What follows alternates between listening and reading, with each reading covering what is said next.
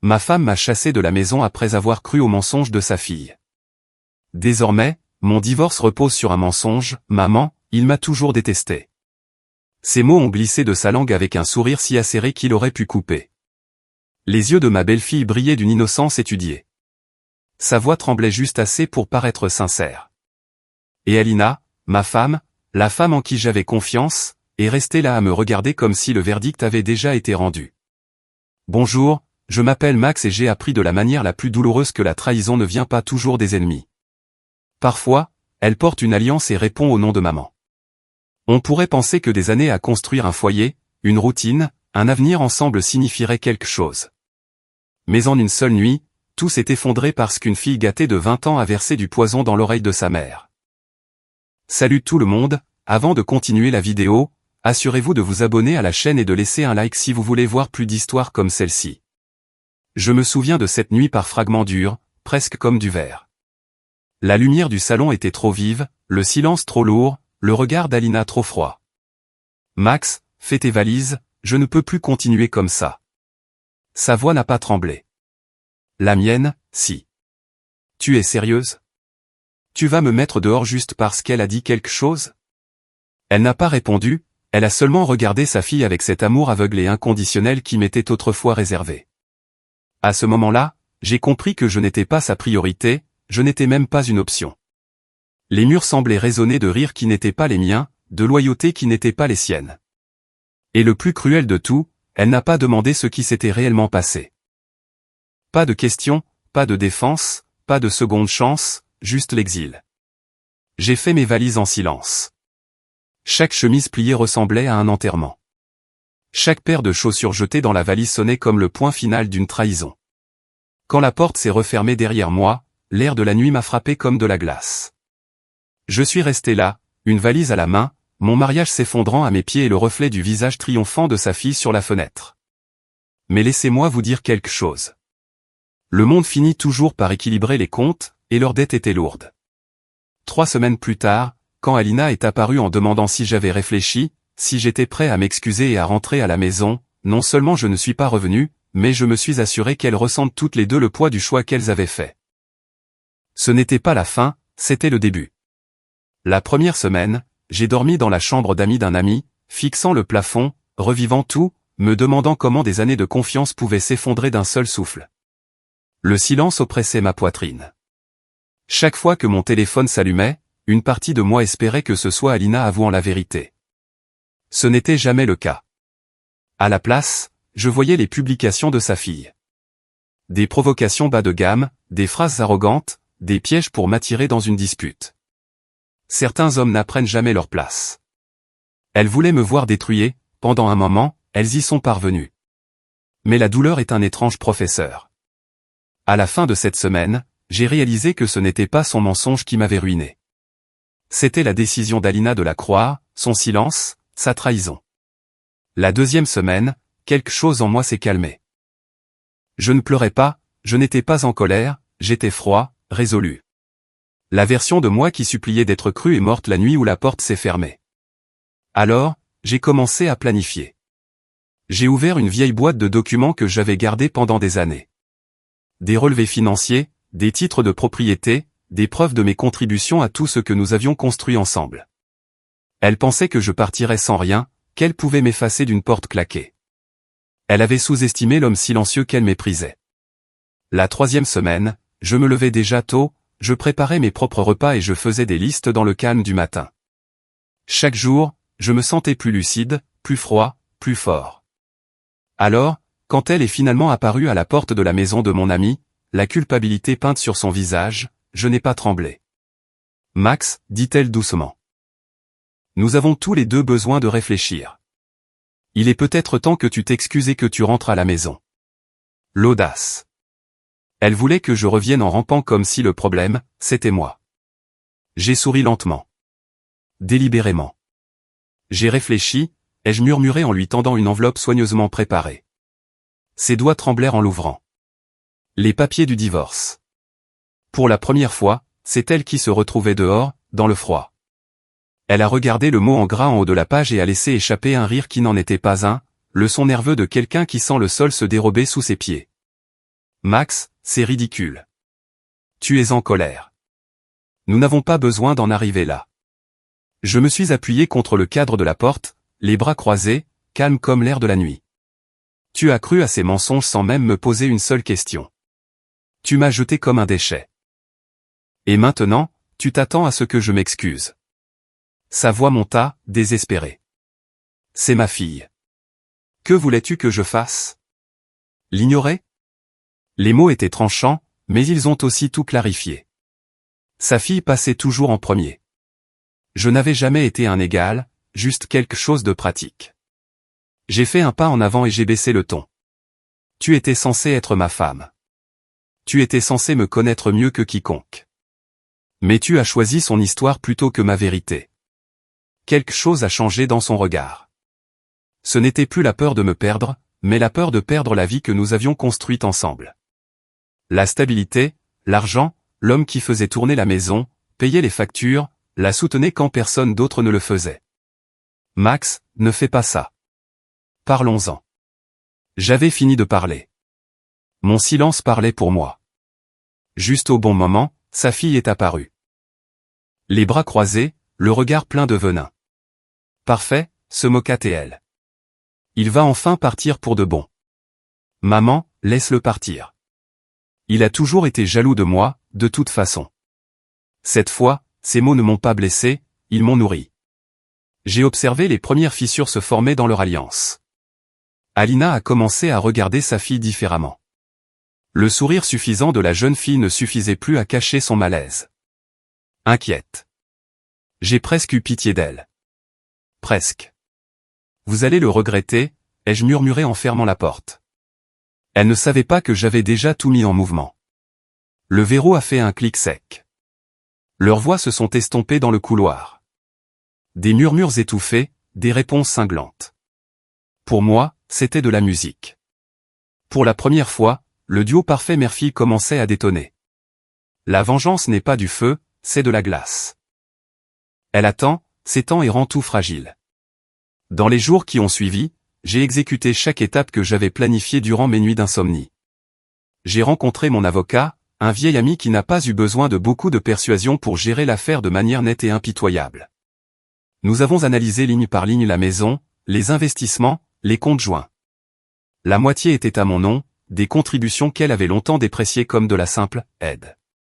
J'avais construit autant de cette vie qu'elle, peut-être même plus. Et puis il y avait son entreprise, celle que j'avais aidé à monter depuis le premier brouillon griffonné sur une serviette jusqu'au bénéfice réel, celle que j'avais financée les premières années. Elle pensait qu'elle était uniquement à elle, mais j'avais les preuves, reçus, contrats, virements, signatures. Légalement, je n'étais pas seulement le mari, j'étais l'associé silencieux, et le silence était terminé. Quand elle a compris ce que je faisais, elle a essayé de m'arrêter. Appel, message, apparition surprise. Je n'ai pas répondu. Chaque appel ignoré lui rappelait qu'elle avait perdu le droit à ma voix. Sa fille, incapable de se contenir, a commencé à publier sur moi sur les réseaux sociaux. Amertume, désespoir, pathétisme. Chaque publication criait l'insécurité. Chaque insulte prouvait ce que je savais déjà. Leur guerre contre moi ne faisait que commencer, et elles étaient désarmées. L'assignation officielle est arrivée comme une tempête. Mon avocat a tout présenté de manière précise et tranchante. Partage des biens, preuve de mon investissement financier, revendication claire sur ce qui m'appartenait de droit. J'ai imaginé Alina lisant cela, voyant sa fausse sécurité s'effondrer. Dans son esprit, le divorce serait simple. Me chasser, me voir ramper, m'offrir son pardon quand je serais assez désespéré.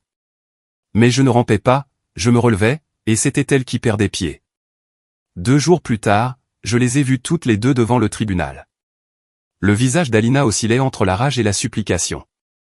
Max, s'il te plaît, tu n'es pas obligé de faire ça. Pense à tout ce que nous avons construit. Je l'ai regardé dans les yeux. Exactement. Nous l'avons construit. Pas toi, pas elle. Sa fille se tenait à côté, les bras croisés, le regard acéré comme une lame. Tu n'es qu'un avare, a-t-elle craché. Tu n'as jamais aimé ma mère, seulement l'argent. J'ai failli rire. C'est curieux. Ce n'est pas moi qui ai menti pour détruire un mariage. Elle s'est jetée en avant et Alina a attrapé le bras de sa fille en murmurant « Arrête, tu ne fais qu'empirer les choses. » Empirer. Le mot est resté en suspens. Car oui, le pire était encore à venir pour elles deux. Mon avocat a tout présenté à la perfection. Compte gelé, bien saisi, propriété sous examen judiciaire. Pour la première fois, Alina n'avait plus le contrôle. Pour la première fois, les cris de sa fille ne changeaient rien. Et le plus doux n'était pas les victoires légales, c'était la conscience silencieuse d'être sortie avec ma dignité intacte, ma voix retrouvée et un avenir qui ne dépendait plus de la permission d'une femme qui avait choisi un mensonge et d'une fille qui m'avait toujours détesté. C'était de voir le lien parfait entre elles se défaire sous le poids des conséquences. L'une reprochait à l'autre d'avoir menti. L'autre lui reprochait d'être faible. L'alliance qui m'avait un jour expulsé de ma propre maison les dévorait maintenant de l'intérieur. Et je n'avais pas encore fini, car la vengeance, ce n'est pas seulement récupérer ce qui vous appartient, c'est s'assurer qu'elle n'oublie jamais le prix de vous avoir trahi. Les audiences ont commencé et à chaque session, je voyais son masque se fissurer un peu plus. La femme sûre d'elle qui se tenait autrefois dans notre salon en m'ordonnant de faire mes valises se recroquevillait maintenant dans un tailleur, transpirant devant des questions auxquelles elle ne savait pas répondre.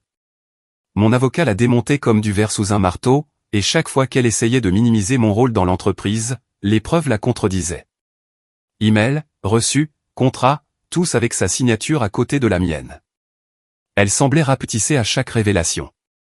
Et il y avait la fille, qui ne manquait jamais une audience, assise au fond, les bras croisés et le regard fixé sur moi. Elle voulait que je me sente faible et invisible, mais plus elle restait, plus son amertume se révélait. Pendant que les gens dans la salle chuchotaient, se demandant pourquoi elle semblait si agitée et pleine de haine, moi je restais serein, inébranlable. Le tournant est arrivé pendant l'interrogatoire, lorsque mon avocat a demandé « Madame a-t-elle expulsé son mari du domicile conjugal sans discussion ni aucune preuve de mauvaise conduite ?» Elle a bégayé, cherchant de l'aide dans les yeux de sa fille, mais la jeune fille ne pouvait pas répondre pour elle, et elle était là, seule à la barre, étouffée par ses propres décisions. Je n'ai pas souri, je n'ai pas célébré, je suis simplement resté silencieux, un silence plus fort que n'importe quel mot. Plus tard ce soir-là, en sortant du tribunal, sa fille m'a suivi jusqu'au parking, déversant son venin. « Tu crois que tu as gagné ? C'est pathétique. Ma mère ne te pardonnera jamais. » Je me suis retourné sans hésiter, je l'ai regardée dans les yeux et j'ai répondu « Elle n'a pas à me pardonner, mais un jour, elle réalisera qui a détruit son mariage, et ce n'était pas moi. » Pour la première fois, son visage a vacillé. Subtilement, mais il a vacillé. Je suis monté dans ma voiture, le cuir froid m'enveloppant comme une armure, tandis que les lumières de la ville devenaient des taches floues sur le pare-brise. Et pour la première fois depuis des semaines, j'ai ressenti quelque chose qui ressemblait à la paix, parce que la vengeance ne se déroulait pas seulement au tribunal, elle se désintégrait aussi à l'intérieur de leur maison, derrière des portes closes, où la confiance entre mère et fille commençait à voler en éclats, et je n'avais même pas encore porté le coup de grâce. Les fissures se sont ouvertes plus vite que je ne l'avais prévu. J'ai appris par des amis communs que le lien autrefois parfait entre elles s'était aigri et qu'Alina avait commencé à remettre en question sa fille. Chaque mot, chaque histoire, chaque excuse tardive. Ce qui était autrefois une confiance aveugle s'était transformé en méfiance, jusqu'à ce qu'une nuit, elle explose. « Tu as tout gâché. » Et la fille a répondu en criant, me blâmant le tribunal, blâmant sa mère d'être faible. La guerre entre elles n'était plus silencieuse, elle était publique, et je suis resté silencieux, car je n'avais pas besoin d'interférer. Elle se détruisait à la perfection. La deuxième audience a tout scellé. Le juge a statué en ma faveur, m'accordant la moitié des biens et reconnaissant mes apports financiers à l'entreprise. Son visage a blêmi tandis que les mots résonnaient dans la salle d'audience, et la fille a quitté la séance en plein milieu, claquant la porte si fort que les murs ont tremblé. Ce soir-là, j'ai reçu un message court et suppliant. « Max, s'il te plaît, pouvons-nous arranger ça ? Parlons sans avocat. » Je suis resté longtemps à regarder l'écran. Autrefois, je me serais accroché à ces mots, mais maintenant ils sonnaient creux, presque insultants. Alors je n'ai pas répondu. Au lieu de cela, j'ai préparé mon dernier acte de vengeance silencieuse. Avec mon avocat, j'ai organisé le transfert de ma part de l'entreprise à un fonds de bourse destiné aux femmes qui avaient été abandonnées ou réduites au silence. Chaque euro qui quittait leurs mains devenait une arme de mémoire, et ma douleur se transformait en liberté pour d'autres personnes. Quand elle l'a découvert, sa rage a été volcanique. Des amis m'ont raconté qu'elle avait hurlé sur sa fille, l'accusant de m'avoir poussé à cette extrémité.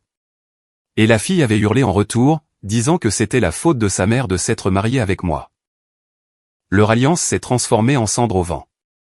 Quant à moi, je me tenais sur le balcon de mon nouvel appartement, respirant l'air frais de la nuit, libre et intouchable. Je ne l'avais pas seulement quitté. J'avais réécrit la fin. La dernière audience ne ressemblait plus à une bataille judiciaire, mais à des funérailles. Pas celle de leur mort, mais de leur orgueil, de leur pouvoir et de leur contrôle. La décision du juge était claire, et je suis reparti avec la juste part de tout ce que nous avions construit. Mais plus important encore, je suis reparti libre. Elle était assise, les épaules affaissées, tandis que sa fille lui chuchotait furieusement à l'oreille. Mais même la jeune fille ne pouvait cacher la panique dans ses yeux alors que son petit empire s'effondrait, et aucune d'elles ne savait comment le reconstruire.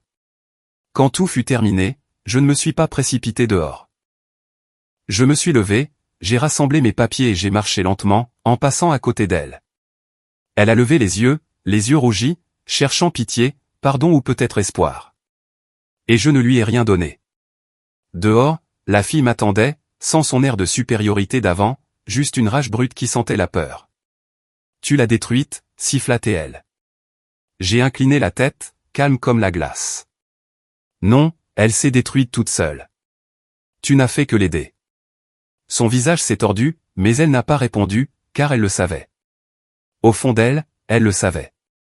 Des semaines plus tard, j'ai appris qu'elle avait vendu la maison, celle-là même que j'avais un jour transformée en foyer, juste pour couvrir les frais de justice.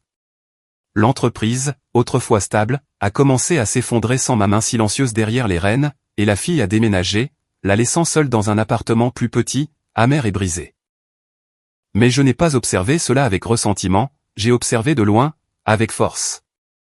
Car la vengeance, ce n'est pas crier plus fort que celui qui vous a blessé, c'est vivre si pleinement que leur trahison devient une simple ombre dans votre lumière.